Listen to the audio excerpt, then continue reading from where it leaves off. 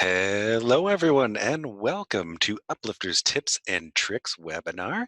Thank you so much for joining us today. We are going to be taking a look at tips, tricks, and maybe some treats. I don't know. Jackie's keeping it quiet. I don't know what's going on.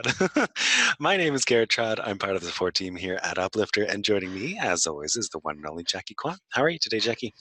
I am doing well, and I'll tell you why I didn't want to tell you what it is that we're working on today, and that is because I'm going to make you answer any comments Right. as people actually send them, but I'm not going to tell you what I'm presenting so that you're going to have to answer them on the fly, and I'm just Perfect. going to see how well you do.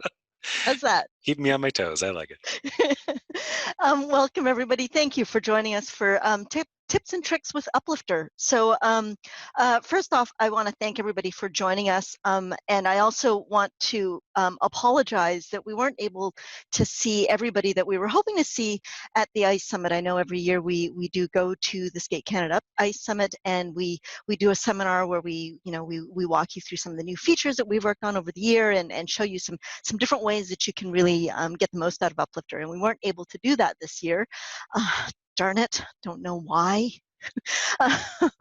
But we are looking forward to being able to. Are you laughing at me? Seriously? No, that's it.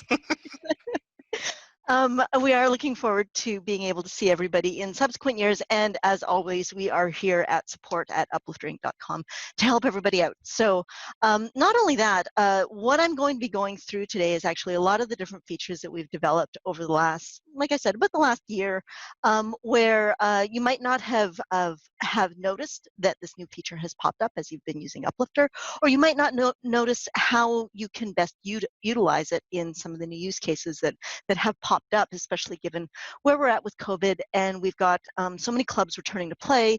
We've got different jurisdictions with different rules on return to play. We've got different sections that have different return to play protocols. So what we want to do is show you some of the new tools that we've built within Uplifter as of recently, and then as well show you a couple of things that you can do with the new tools to help ease your delivery of some of the return to play protocols. At the very end of the session, one of the things that I am going to be doing is giving you a sneak peek on some new features that we are building with respect to our policy manager, which would be very, very useful for a lot of clubs. And so they aren't live yet, but I do want to provide a sneak peek. So the other thing I just want to mention too is that if you have been following us, or if you notice that on our Facebook page, we've got a lot of videos. Every Friday, Garrett and I do what we call our Feature Friday session, where if something's coming up, something's new, or we've got a topic that's a little bit more in-depth, that requires a little bit more training that a lot of clubs have asked us for, we do a quick 20-minute crash course in that feature that we need to do a bit of training on, or that we're previewing for people. So a lot of the things that I'm talking about here, we actually have longer videos if you actually go through our Facebook page and our YouTube page, where we actually go a little bit more in depth into how to set something up. So I'm going to be top lining a lot of the features, showing you how you'll get through it. But if you've got some sort of sticky use cases, or you're trying to figure out whether or not this is going to work exactly for you and your club, feel free to dive into the videos and even just ask us on our support channel, and we'll point you in the right direction if we've got a video that we've already done on that. So, so without further ado, hopefully you guys can all see my screen. I am on our favorite Townsville Skating Club demo site. And I'm going to dive into the admin pages. So the majority of the things I'm going to be showing off today are in our administration section. One of the tools that came in really, really handy just over the last few months is when COVID hit, and we had been sort of debating about building this feature for a little while, but didn't quite have all the pieces in our head. But when COVID hit in March, and we had every single club needing to basically refund all of their members, or withdraw all of their members, or just make massive changes to every single invoice that they had actually generated over the past season, we knew that we had to build a tool so that these clubs were able to basically process these massive refunds. So we built this new tool called our batch invoice tool. And I don't know if any of you have noticed it. I know that we did do a Feature Friday on it, a couple of them actually, I believe, when we did launch it. And this feature is incredibly powerful. So what you can actually do is, first off, you'll notice that I am on my Invoice Manager. I'm here under Accounting and Invoices. What a lot of clubs use this for was they basically looked for, and they did this usually by class, was probably the best way to do it. Some people were able to do it depending on how it is that they were structuring their refund. They were able to do it for like the entire season. We do suggest, just so that you can really be sure on how it is that you're going to be manipulating your invoices, especially if you're doing refunds, to work with small batches at a time, to ensure that you're not processing, a batch invoice process on, thousands of invoices. So here, for example, I've filtered out all the invoices that were attached to a particular class. When you click the batch invoice link, it then takes you to another page here that basically shows you the filtered invoices that we had from the previous page. And what a lot of clubs did was they then were able to basically delete program or product subscription or add an adjustment line. So if they knew that they had to refund everybody $100 because that's the number of classes that, or the number of ICE sessions that they were going to be dropping out of, they just simply add an adjustment, describe the adjustment, and then described how much money that they were actually going to be refunding and process that through. That was a great help to a lot of clubs when they had to actually process these massive withdrawals. But as you move forward, we did build in a whole bunch of other tools with this as well. So for example, you're able to, with any of the invoices that you've filtered out, you can also add items, add a custom line, add a program or product or subscription. Really good example of this would be, let's say you're doing an ice show and you've got everybody registered for ice show, and you promised everybody that they're going to get a single ice show ticket or 2 ice show tickets, let's say, as part of their registration. But you didn't want to have to make them add them all to cart and create a discount and all the rest. So once everybody's registered for ice show and you know that you've now created your ticket for the ice show because you hadn't done that previously, you can say, you know what, anybody who, you can filter out all of your invoices for anybody who's registered for ice show, and for every participant that's registered, I'm going to add 2 free Nutcracker ice show tickets. And so we'll just add a quick note here so that you know what the payment batch is, if there is a payment attached to it. When you click next, it then shows you any of the changes that will occur on the invoice. If any payments or refunds are as a result of this, that will show on this side. And then you're able to click next to process basically those payments or refunds. So lots of different ways that you can actually utilize Uplifter to make massive changes to your invoices.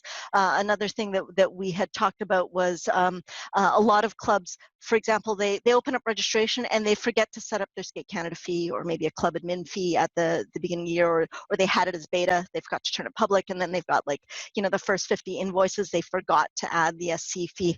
You can utilize the batch invoice feature to, again, add that SC fee to all of those invoices as you need. So lots of really cool ways to manipulate invoices on sort of a en masse and save administrators a whole lot of time in making this work. Garrett, did I miss anything on this? Is that No, you did a wonderful job. But as a yeah. quick aside, if you are going to be going live, in the next little while, you're also more than welcome to give support a shout, and we can give your site and system a once over, just to make sure, and so you can sort of avoid those 50 invoices. And don't be afraid. I know that lots of clubs, they set up registration, they set it up for the fall session, and then they might not even need to touch Uplifter that much for the following year until they actually open up registration again in the fall, because they really just have one main registration period. Feel free. We do have a number of clubs that come back to us in July and August and say, I'm opening up registration, and I know I did this last year, but I forget and can't find the instructions, or I don't find the old email, or I'm new to the board and now I'm doing this. Feel free to contact us. We are more than happy to help out, as Garrett said. So that's our batch invoicing feature.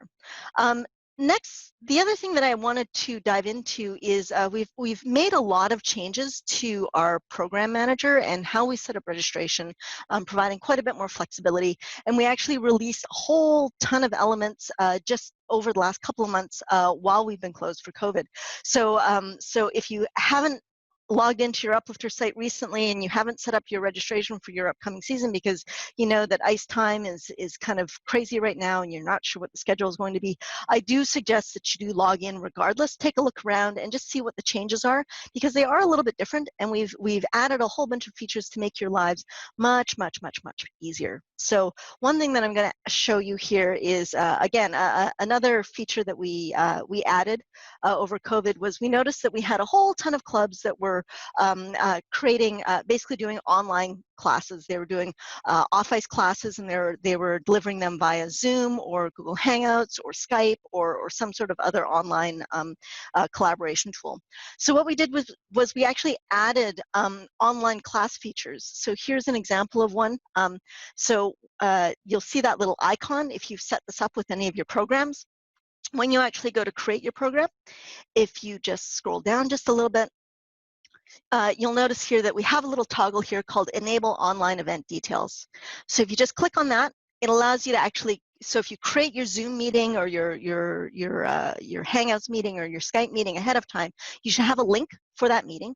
You can create that meeting, copy that link into here, copy a title into the online event title, and then also provide a description. So if you have secured your meeting with a password, instead of emailing passwords back and forth and all the rest, you can certainly add that password into the description, because the only way somebody will see this is if they are actually logged into the site and if they actually have, if they are actually enrolled in that one class. So all of these details will appear on the calendar when they actually click on it. So for example, and then as well, what you can also do is you can select this notify logged in members of their active web meetings. So if you select that, about 15 minutes before the start of the class, anybody who is actually enrolled in the class will see this banner appear at the top of their page.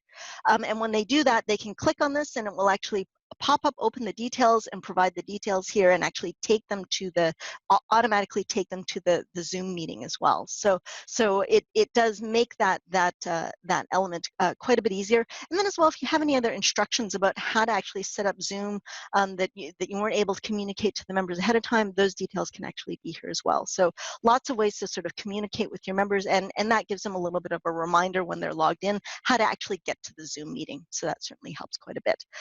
Just to show you roughly what that looks like, let me just see if I can find one here.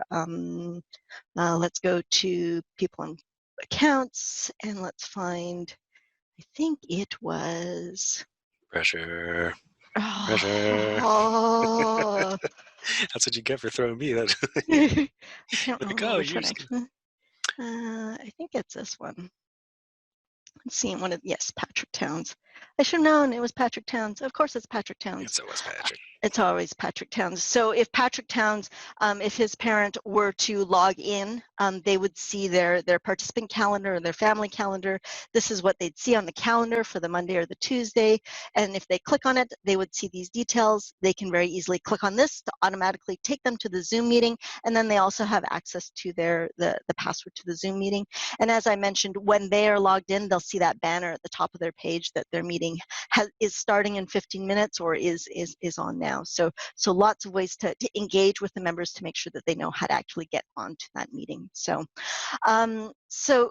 along with those features, you may have noticed when we were actually on our products and programs page.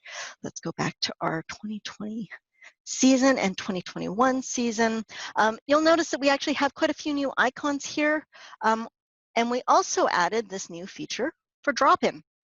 So I know that there's probably a lot of clubs that are not wanting to open up their club ice to drop in because they don't have that luxury. They're only limited to X number of people on the ice as it is, and they want to make sure that they fill that ice.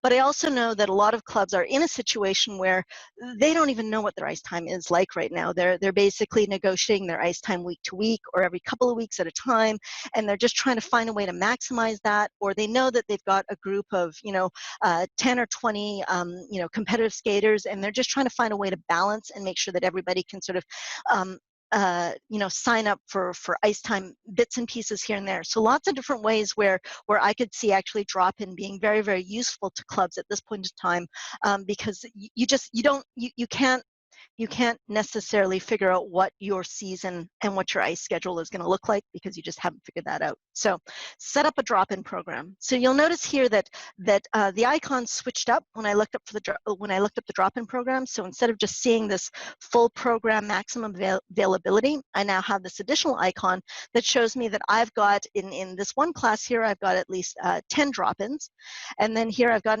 at least 5 drop-in, or I've got 5 drop-in spots. So let me show you how I've set this up. So this is a webinar. It's like a Zoom class. Again, might be a good way to get engagement in Zoom classes because not everybody can maybe log in to the Zoom classes. So you can maybe set it up as a drop-in class if you'd like. If you scroll down to the program and event times, you'll see a little checkbox here that says enable drop-ins. One word of note, this feature is actually only available on our newer plans. If you are on one of our grandfathered plans, so basically if you haven't renewed your pricing plan since probably about 2015, if you're one of our older clubs on Uplifter, you might need to upgrade your plan to one of our newer plans in order to leverage some of these new features. So just keep that in mind. But I believe all of our clubs are able to do drop-in. Is that correct, Garrett? I think so. Or is that only silver and gold? Maybe it's only silver and gold. Garrett, are you still there? I was just letting you flop. Garrett, did you leave me here alone? I believe it is silver and gold. I think it's silver and gold. Yeah, I think it is silver and gold. So yeah, click on the enable drop-ins. You can set a drop-in price. So here, if you're, if somebody wanted to actually join all of the programs, they would pay $100, but for each single class, it would be $7. If you need to set up a separate price for each sort of class time that you've got, you can also do a price override per recurrence. So let's say you've got, Mondays is, 60 minutes on the ice, and then Tuesdays is only 50 minutes because there's a flood before or something like that. You might want to set one Mondays as $15 and Tuesdays as $13 or something like that. So you can certainly have a lot of flexibility in terms of the price, and this shows you how much each of those classes are. When you've set that up, the other thing that you can do is you can also, if you slide down here to registration details, under capacities, you can actually define how many spots you want to leave open for drop-in or your full program. So let's say you actually want to create a drop-in only program. You can set your full program to 0 and make it so that all your 25 spots are drop-in. Or let's say you know that you want to have 20 people that are enrolled for the entire class, but you want to keep at the or more, and you want to have only 5 people at most dropping in. Again, maybe because of rules for COVID in terms of social distancing, you don't want to have too many people that are intermingling, so that you've got you're breaking some social bubbles there. So you can certainly update all of those as you need. You can also set your waitlist spots as required, and Uplifter in the background will actually intelligently manage all of those waitlist spots for you, so that if you know that you have 25 people that you're allowed to have on the ice, 20 of them have signed up for the full program, and then you've got one person who comes in on the first week and another 2 people come in on the next week. Uplifter in the background will make sure that you never hit more than 25 people on the ice at any one given time for this one program. So it really helps you manage capacities, which is probably very, very important during this time of COVID, where everybody has to be very clear on how many people are in a facility at one time, and limiting the number of individuals that you have in a single gathering. So Uplifter will definitely help you manage that. I also know that this is a great way to manage things with those clubs that are just, like I said, opening in a very limited scale, and needing ways to limit the number of people that they have in one place. So one thing that I also was thinking about as I was setting this up was, we know that with Uplifter that you have a whole bunch of different ways to do certain things as a skating club. And I know that sometimes we've had a lot of clubs ask us about what's the best way to do a test day. And there's low test day, star 1 to 5, and then there's high test day. So there's different ways in Uplifter that you can do it. We've had clubs use our serialized ticket feature to basically buy a ticket ahead of time. But as I was playing with this and setting this up, I thought, hey, you know what? You could actually set up a test day. Let's say you're doing, every Fridays is your low test day. You're going to do star 1 to 5. every Friday at like 11 o'clock or 10 a.m. as I've set this up. But because of COVID, you want to make sure that you're only actually running evaluations all at the same time. You don't want to sort of mix up the ice. You just want to reserve that time for just evaluation time. So what I've done is I've actually created a regular session that's going to run every Friday. I've set a program price for $250, though no one's. I think I've set this up so that it's only waitlist, or it's only drop-in only. Yes, I did. So I set that program price, but you're never going to see it. But what I've also done is I've created my drop-in price to be $25, which is basically the test fee. It's a little high for a low test, but let's say that's how much you're charging for your low test. And I've created my drop-in spots of being 10 and not allowing anybody to pay for a full program. So as each week goes by, somebody can come in and say, I'm going to be doing I'd like to do my Star 2 dance test this week, and I'm going to sign up for just this Friday. So when you actually go through the checkout process, you'll actually be able to select which Friday you're coming in. And let me just show you what I've done here for as I've built this together. So I've also added here under my custom fields, I created, and by the way, another feature, if you haven't actually started utilizing our custom fields feature within Uplifter, very, very powerful, really allows you to collect data at a whole bunch of different levels and report on it in ways that you might not have expected. So if you haven't started using our custom fields feature, please, we've got lots of information on that online. What I've done is I've created two custom fields here, one called number of tests attempting, and then another one for tests attempting, and I'll just show you what they look like. So this site field, or this custom field, I've only attached to my summer test day. I've created a drop-down box, and I've made it so that I don't want anybody testing more than 3 tests on a single day, because even 3 tests is quite a bit, and try to scheduling that with your coaches and all the rest. So when they actually add that test day to their cart, they're going to see a drop-down box with either 1, 2, or 3. And then as well, they'll also see another drop-down box that asks them to actually select the different tests that they're actually going to be testing on that day. So this allows you to have sort of one single day that's set up for test day. You're going to be able to ask the members how many tests they're doing, and then which tests it is that they are supposed to be doing. And then on top of it, what I've also done, I've created a discount. I've created a test day multiple test charges discount. This is actually a little bit of a trick that I don't know if all the clubs know, but when you set up discounts, we've actually made discounts work so that they're not just a way of actually deducting the cost of a fee on a program or a product, but you can actually increase by creating a negative discount. So what I've done here is if they check out with this one item, and what I've done here, and I'll just show you how this works, item attached to a custom field. I'll just show you what it looks like. What I did was I actually selected this one, and in this case, I said, will they select 1? If they've selected, or sorry, will they select 2? No, let me just show you what that looks like here. So if they actually select 2 from the drop-down, what we're going to do is we're not only going to charge them the initial $25, but let's say the second test is only $15. What I've done here is I've made the discount minus $15, so that if they select 2 in the drop-down, it's automatically going to add $15 to the amount, which basically gives them a discount on that second test that they're doing. And then subsequently, I've also done another one here for 3, saying if they, you might have a rule where it's like $25 for the first test. If you're going to do 2 tests on that day, then the next one's 15, and then the next one's only 10. So in this case, if they actually select 3, you're going to charge them $25 for the first test, and then $25 for the next 2 tests. And so the final checkout fee for that one program is going to be $50. I did not explain that nearly as well as Garrett explains that when he does his Feature Fridays. Did I miss anything, Garrett? No, I think you've done a wonderful job. You always You put me on this keep on pedestal. I telling think me. you've done great.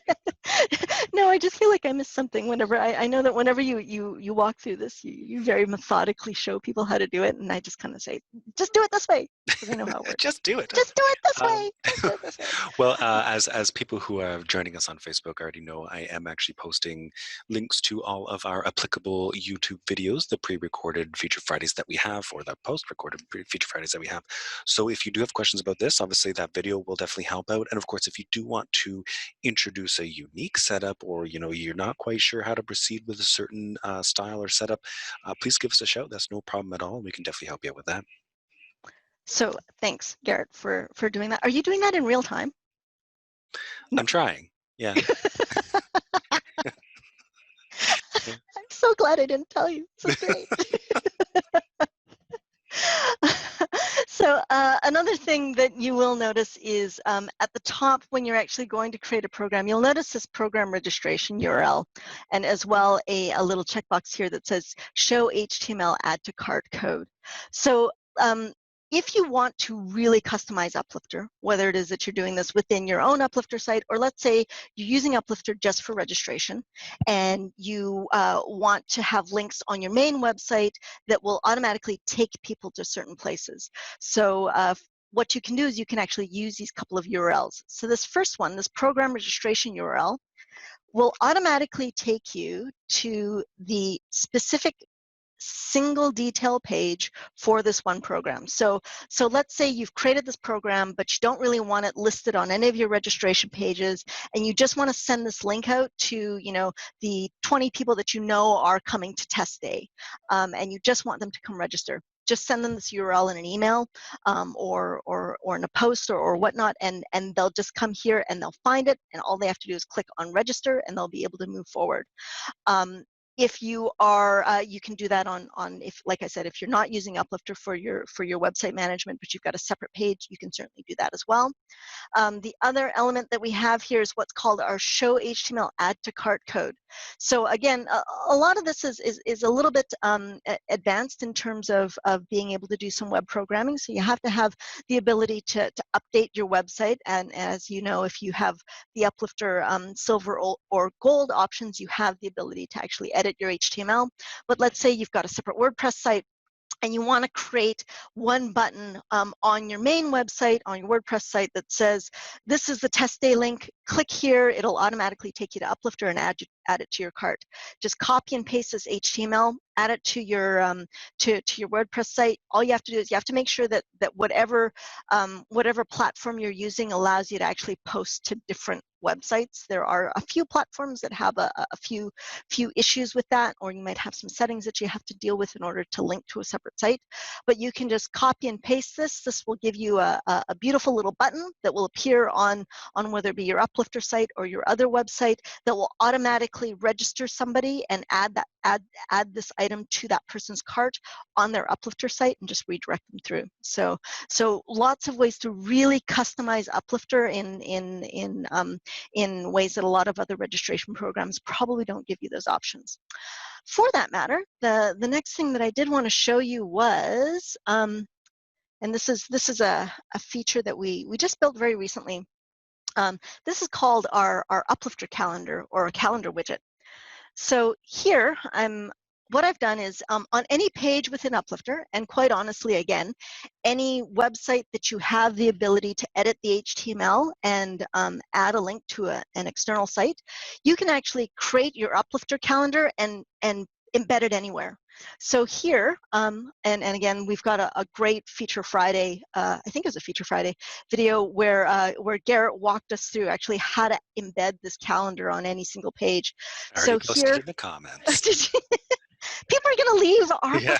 they're going to leave the live stream and they're going to go watch that instead and listen to your lovely voice. Oh man, I'm like Trump. I need people to listen to me, or else I don't feel good about myself. So I can hear you laughing. You're muting yourself. No, I'm not muted. I'm laughing at you openly. Oh, excellent. So under Insert Template, we've actually added a whole bunch of different templates that you can actually use within your Uplifter site. So if you're not very familiar with HTML and you need a little bit of inspiration or a little bit of help, you can use one of our templates here. But we've got this one called Embedded Calendar. And if you select Embedded Calendar, it will automatically add this calendar here within the page that you're working on. And we also have a number of different ways that you can customize that calendar. So for example, let me just see, I think this is the page. On our gymnastics demo page, what I did was I actually created a calendar that only showed a single week and only showed particular programs. So if you're wanting to really, customize this so that it's just showing me just my CanSkate for a single week so people know what the CanSkate schedule is, you can embed this calendar basically anywhere. And when members click on that, it'll automatically take them to a little pop-up that shows them whether or not they can register. If the program is available for drop-in, it will give them a link for drop-in. And you can see in this case, there's still spots for my full program, but my drop-in is full. So so different ways to sort of utilize that. But again, one of the greatest things about this is that you don't have to actually do this right on your Uplifter site. If you've got a WordPress site and you want to just have your club calendar on there or just a very quick registration calendar, you certainly can do that. We have a full page on our Uplifter calendar in our learning site, and it actually walks you through actually how to customize this calendar exactly the way that you want and give you the code that you can use to add to your site. There's actually, I just wanted to show there's a whole bunch of different configurations. Demo. I have to type properly first. Hey, this happens to me every single webinar where I'm typing and I'm like, wait a minute, no, I can't type today. So we've given you lots of different options in terms of how to customize this, and this little widget will show you, will basically walk you through and give you the code to put on your website. This is actually a really nice version of the widget is a list view. So you might want to just have a very, very quick and easy tiny little list view that you could put in sort of a nav sidebar as you were on one of your sites. So you can configure this calendar the way that you like, and you can actually also set it up so that the pop-ups will just give you just description of what's happening, or can actually give you the register button. So this allows you to customize your usage of Uplifter in ways that we certainly didn't have before. So that is about program setup and registration. Let's dive into under people and accounts, and let's go to participants. So we added this feature just this last month to allow you to actually change account owners for a particular participant, as it were. So let's look for Suzanne City. So Suzanne City is, her dad is Charlie City, but Charlie City actually got together or was married to Mary Towns. So let's actually, before I went the wrong way. I should have looked up Mary Towns first. I'm sorry. So Mary Towns. Let's find Mary Towns. This is the mom. And when I click on her profile and I look at her participants, I'll see that Mary Towns has 4 participants in her profile. She's got her 3 children, Cher, Lily, and Patrick, but then she's also got this other child named Suzanne City, who is from a blended family. She's together with Charlie City, and Charlie City actually, that's Suzanne City is Charlie City's daughter. So if you were to click on, for example, Cher Towns's profile, you'll see that the family members in her profile is Mary Towns, that's her mom. But if you look on Suzanne City's profile, you'll see that Suzanne City's family member is Charlie City. And what we've done here is we've actually allowed you to have more than one member attached to a participant. And you might be looking at this going, well, I could just merge the members into a single account so that they're all shared. But in this case, it might be that Charlie City wants to have access to be able to register Suzanne, but they may have separated, for example. So Charlie City has certain access to Suzanne, but Mary Town has certain different access. So Charlie is actually the owner of Suzanne City, so because he is her dad, whereas Mary Towns has access to be able to register her for programs because he's given her access, but they don't share a whole family account because they are now separated. So I actually walked through that. I think it was just last month. I think Garrett has probably posted that, a link to that one. So if you have, oh yeah. I was trying to find it. Okay, he'll find that one later. Yeah. I talk about a whole bunch of different scenarios of, if you've got parents that are, that were blended family that are married or have separated, and both parents need access to be able to register the child, but they don't quite want to share the same family account, because Charlie should only have access to Suzanne, but not the other 3 kids because they're from a different marriage.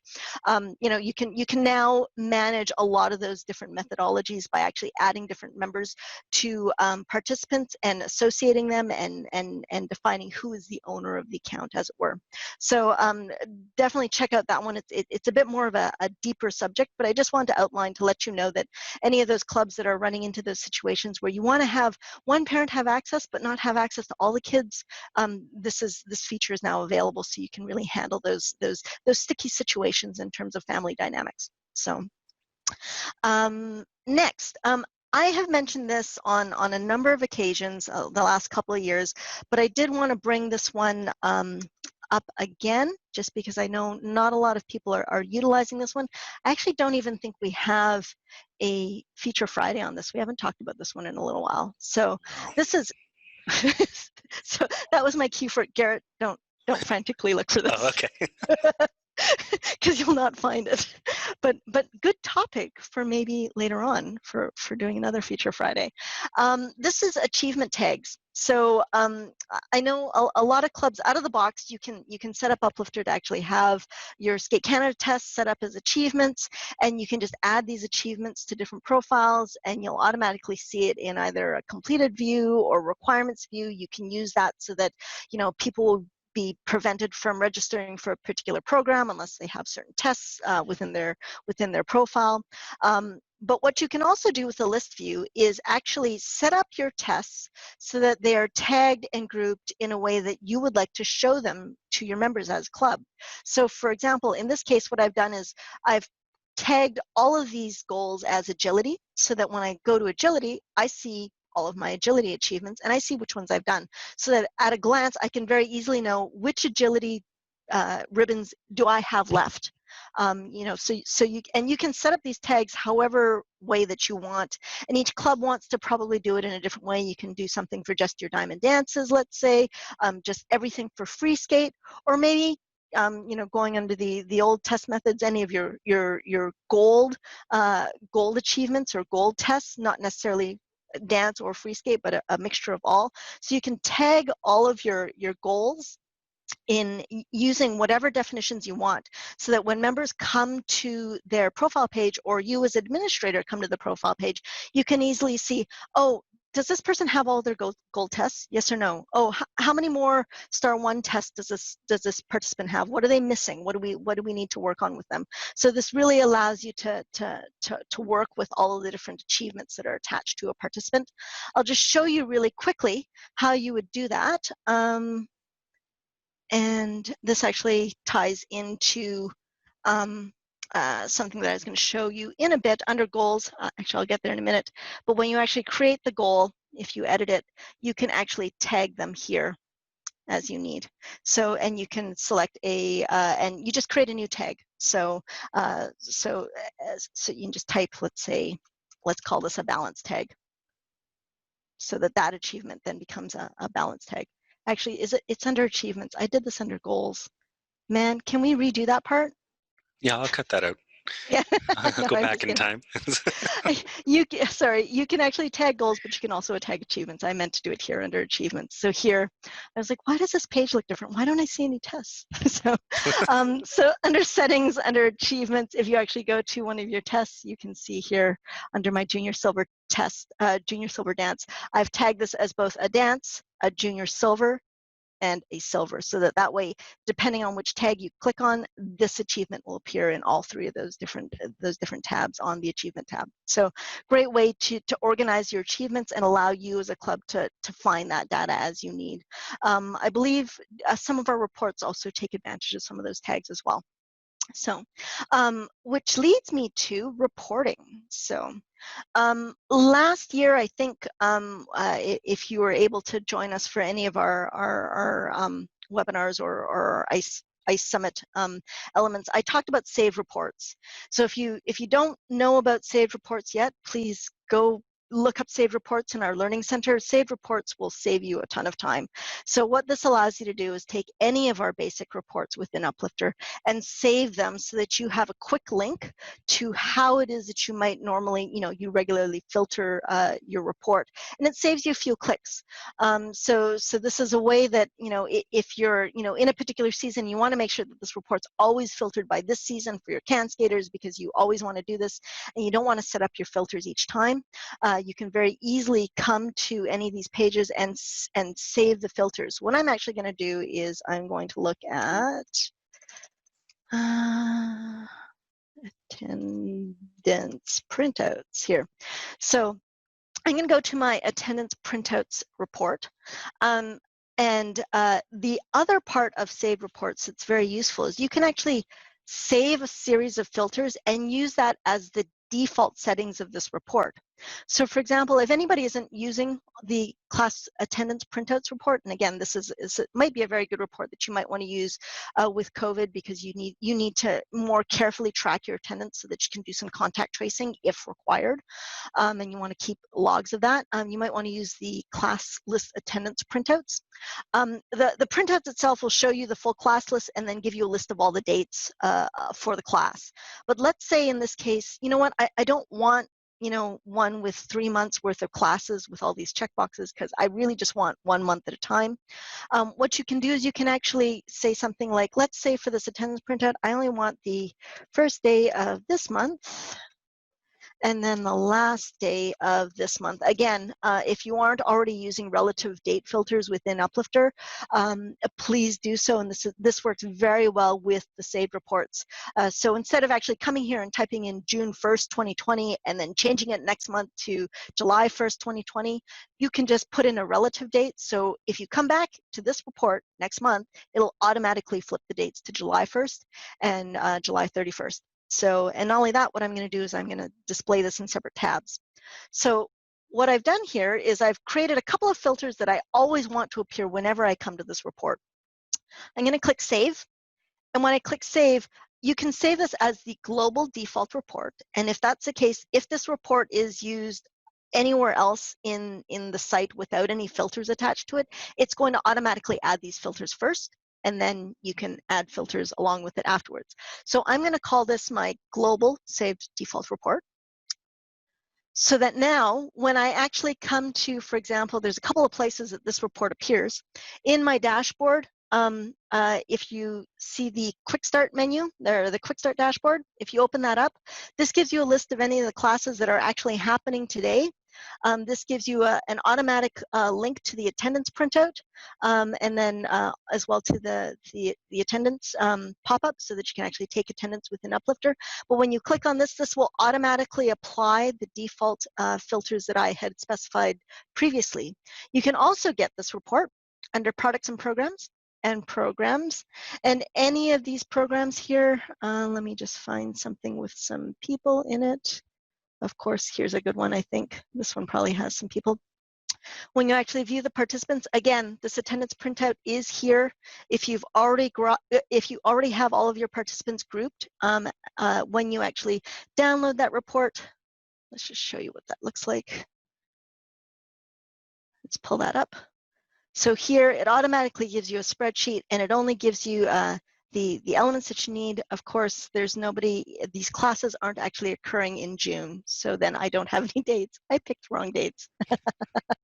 This class occurs in July. So normally it would just show you just the dates for the ones that you've selected. So I'm sure I must have picked the wrong class. So I actually went in just before this and screwed up all the dates.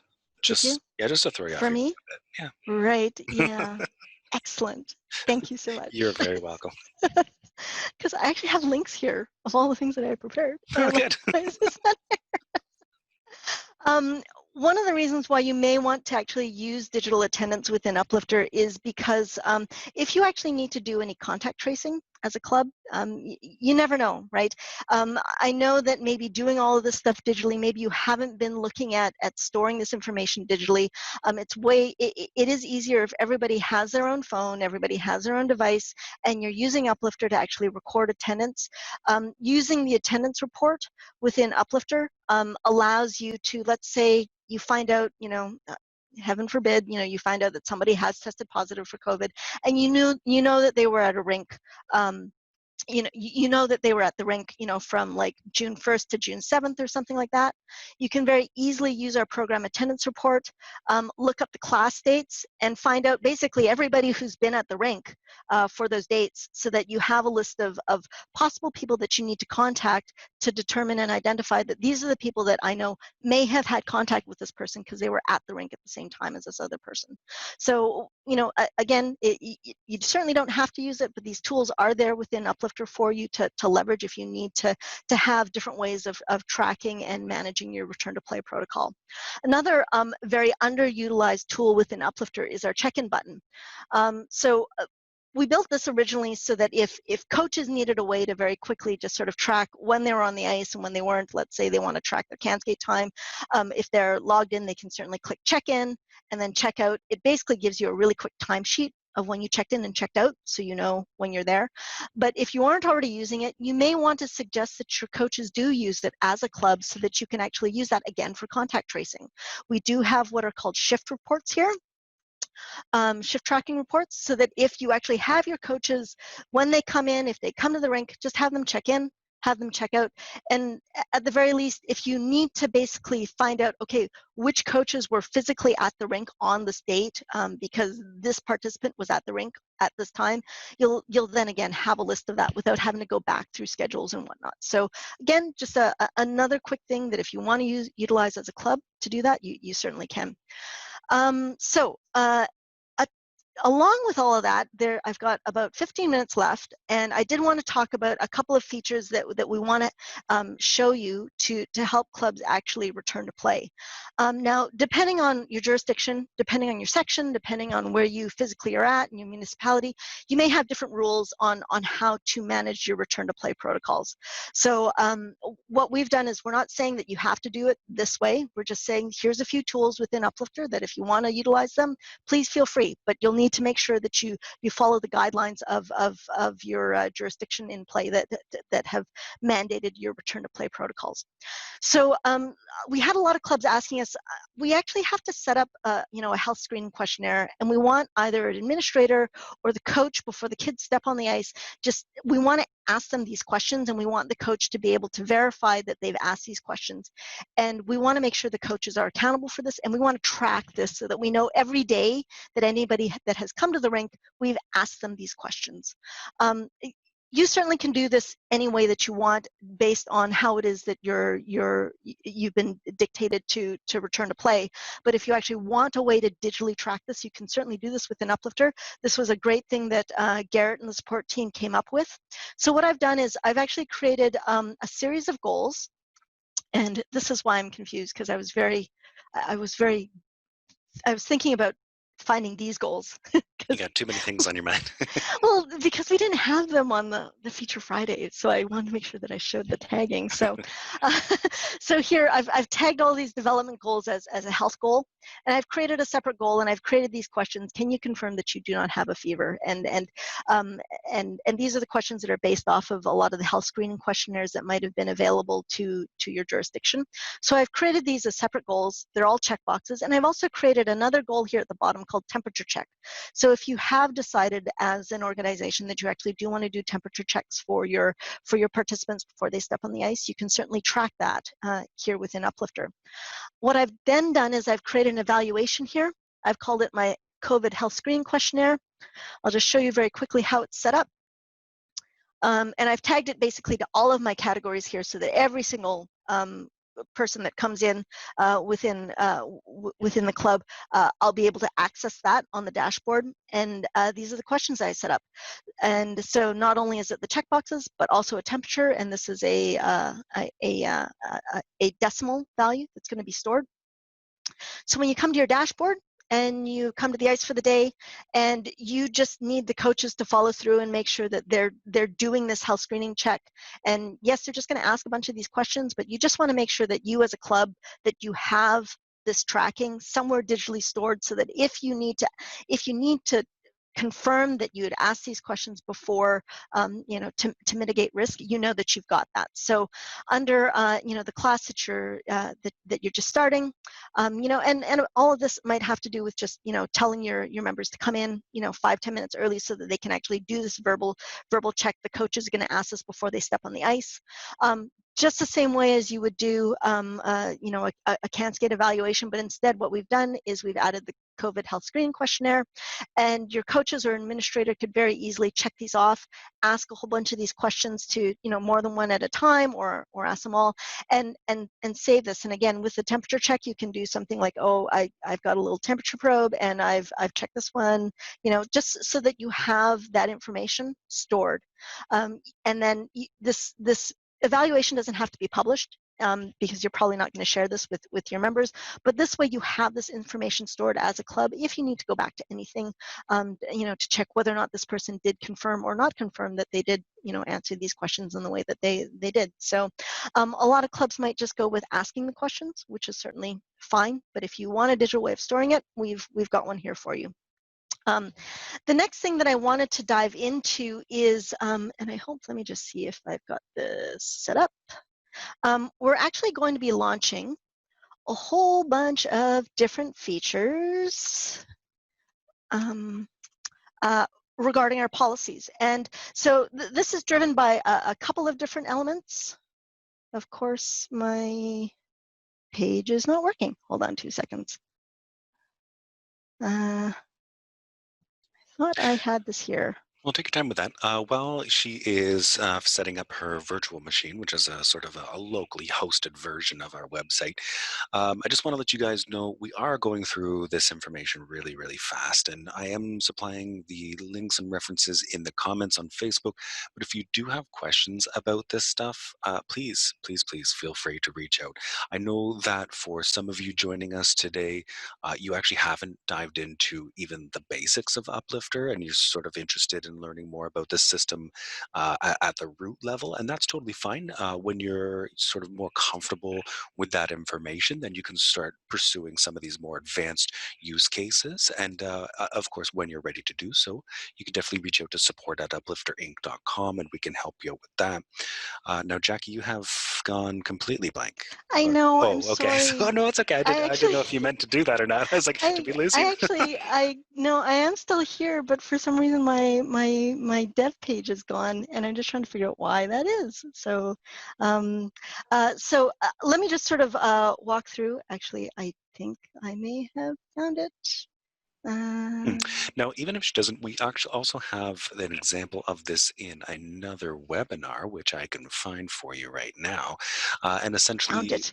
oh, I you've got found it. Okay, I'm sorry. we don't. No, it's okay. That works out very well. This is what happens when you're writing code just before you do a webinar and you don't finish writing your thought. Darn it. Okay, so here I am You are not on sharing my. your screen. Oh, I'm not sharing my screen. No. Oh. Well, Garrett, why aren't you sharing my screen for me? I'm sorry. I'll click the right buttons, and there you go. I've shared your screen for you now. I had to stop sharing my screen because I had code all over my. So I'm like, I don't want. It's just going to confuse people if I had source code up everywhere. So I had to hide my screen for a second. So here we are on my dev site, and good thing we're not doing this in person, because man, my face would be really red right now. Yeah. We never do this live. That's good. Exactly. So here I am. I'm going to show you, we're actually launching a whole bunch of new features with our policy management. And this is for a number of different reasons, but one of the greatest things that you're going to be able to do with this is actually manage policies for not only COVID, but as well if you've got concussion management policies that you need to handle. This is definitely the case with a lot of our Ontario clubs that need to handle Rowan's Law. we're actually adding a whole bunch of enhancements to our policies to allow you to better handle those. So here on this site, I've actually created a bunch of different policies here. I've actually created my COVID policies, and I've created a couple of concussion code of conduct policies. Let me just show you what we've done here. Actually, I'm going to create a new one. So you can see all of the different options. So when you actually go to create a new policy, what we're going to allow you to do is actually apply the policy either to the member or to the participant. In the past, all of our policies have always applied to the member, assuming that through the checkout process, it is the member who is accepting those policies. So that's where all the policies were attached to previously. And all of them had a duration of none. So if you created a policy and let's say it's a photo policy, if a member checked out through the process multiple times, each time they checked out, they would be presented with that policy.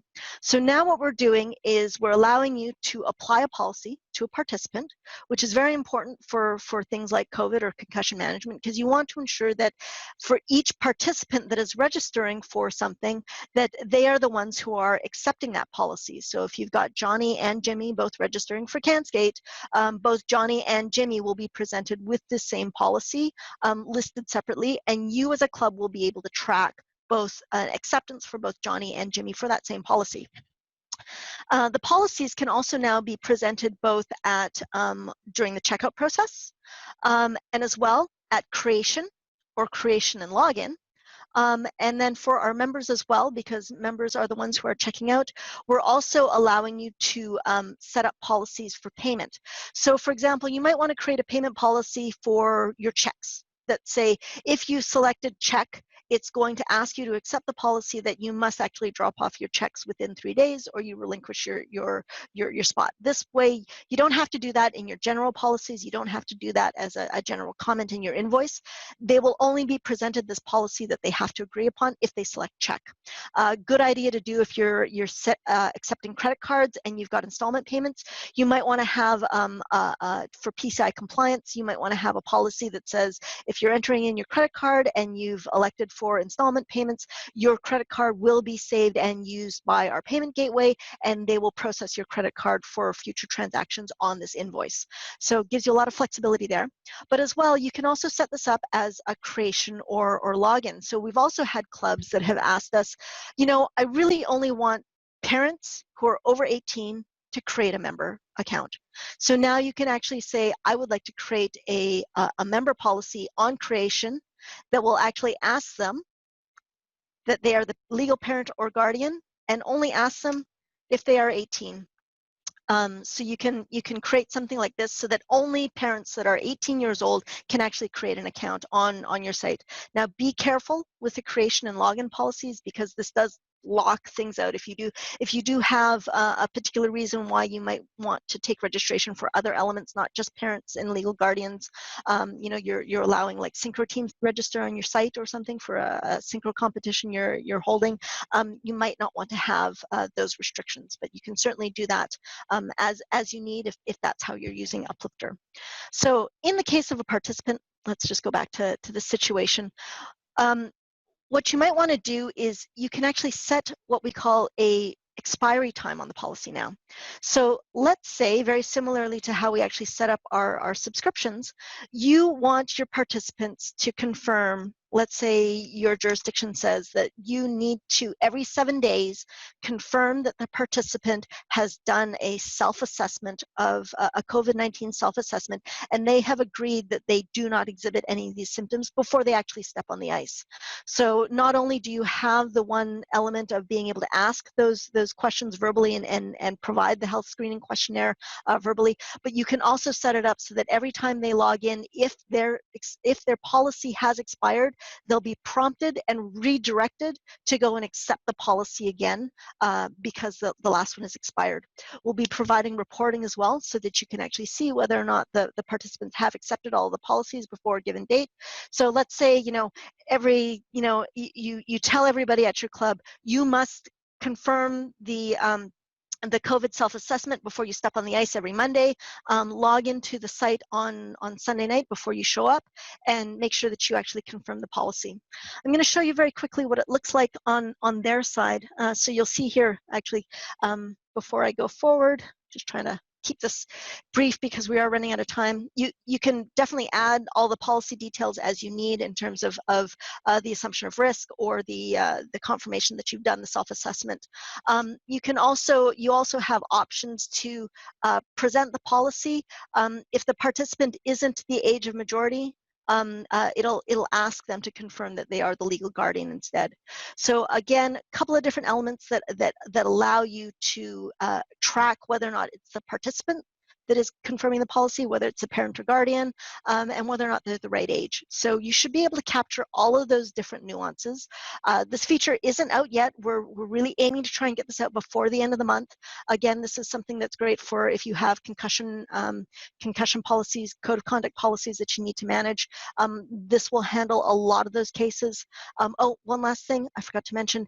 We are also allowing you to request a digital signature as a type name. So that is another option that if you check that off, when they click on the policy, they'll be given basically a little text box at the bottom that asks them to type their name, so that not only do you have the account of the person who's logged in that has accepted the policy, the participant that they're attached to, that they're accepting the policy on behalf of, but also the type name of the person, and depending on your legal jurisdiction, that is acceptable in terms of a digital signature, as it were, is the type name, and we'll store that data within Uplifter with each individual policy based on the wording that you've provided.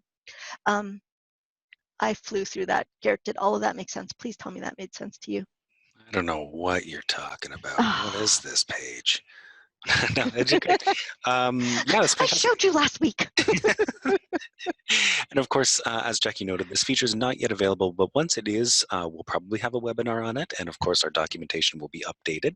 So you'll be able to go to the policies doc and read all about all these lovely new features. Right. So I'm just going to show you very quickly what that policy is going to look like when a member logs in. As they're logged in, you're going to see a new menu item called Policies within their profile. When they click on it, now what will happen is if they actually have policies that are outstanding, that are expired, when they log in, they will be redirected to this page. Very similar to if they're actually on a wait list and they have a program that they're available to register for on the wait list. They'll also be checked to see whether or not they have expired policies that they need to actually register for. So they'll be automatically redirected to their account policies page, and then they'll be shown the policies that they are still outstanding, and then they can click on them and accept them as required. And like I said, if you actually put a 7-day expiry on it, every 7 days they can, they'll be re-prompted to come back to this page and re-accept the policy, and we'll track each time that they actually accept that policy. So you'll have an overall log of each time that policy is accepted. Again, very good for our Ontario clubs. If you've got Rowan, if you have to handle Rowan's Law and a concussion code of conduct policy that expires at the end of June or for each season, they'll be presented the policy once at the time of checkout, and then they won't be presented again until the next season once that expires. So lots of different ways that you can sort of handle those nuances and managing all of those elements. One other element that Garrett reminded me of during our Feature Friday last week was with these updates, we're also allowing you to add policies on an invoice as an administrator. So if you are creating invoices for admins, as admins for on behalf of a member, and they didn't actually go through the checkout and accept the policies, you can actually go and edit the invoice, and you'll be able to add the policies to their invoice. And again, once they've added that policy, there's nothing on this invoice, so I can't do it. Fooled you again. I know.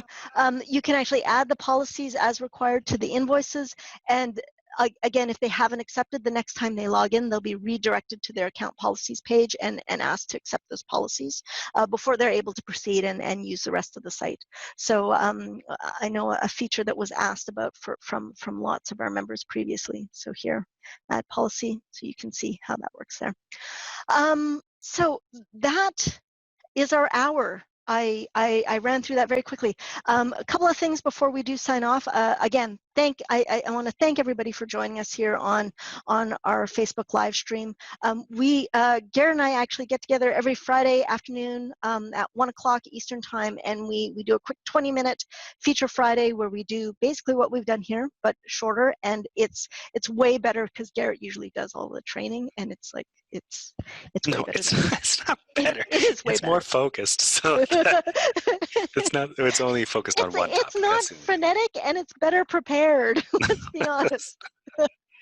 But as well, the one other thing that I did want to mention, for all those clubs that are actually already on Uplifter, if you know of a club that's not using Uplifter, or if you know of a club that's not yet using online registration, and they need a little bit of help to get up and running, because doing online registration, as much as I'd love everybody to be on Uplifter, just having some sort of online system so that you can find ways to maintain social distancing as a club, limit contact and provide a great way and a safe way to open up.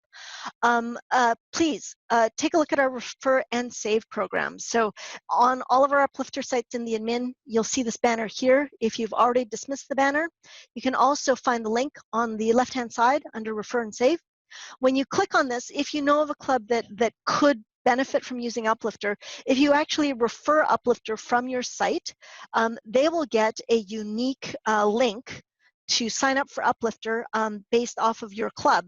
And what that will do is, if they actually end up signing up and going live, for the first 6 months that they are live, you'll get $10 off of your Uplifter invoice, and they will get $10 off of their Uplifter invoice for the first 6 months. And those will accumulate. So the more clubs you refer, the more discounts that you can receive for your club. So take a look at our refer and save program, and if you know somebody that could benefit from Uplifter, please send them our way and let us know. So that is it for tips and tricks. Again, if you want to hear more from Garrett and I, and keep up to date for a lot of the features that we do launch, we do this on Fridays.